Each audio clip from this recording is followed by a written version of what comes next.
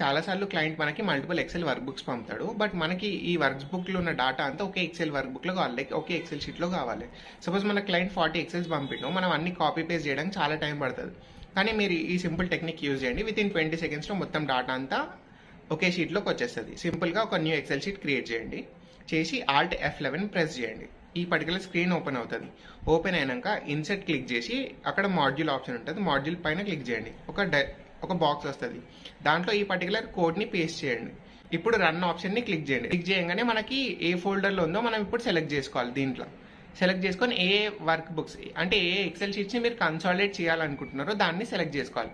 Select చేసుకొని okay కొట్టంగానే అన్ని work బుక్లో ఉన్న డేటా అంతా ఒకే వర్క్ బుక్లో వచ్చేస్తుంది. ఇది ఒక్కటి గుర్తుపెట్టుకోండి, మీరు ఎప్పుడైతే కోడ్ని కాపీ చేస్తారో లాస్ట్కి స్పేస్ ఒకటి వస్తుంది, ఆ స్పేస్ కాపీ చేయకండి. లాస్ట్కి బి వరకు ఉంటుంది, ఆ బి వరకు మాత్రమే కాపీ చేయండి. బి పక్కన ఒక చిన్న స్పేస్ కాపీ చేసినా మొత్తం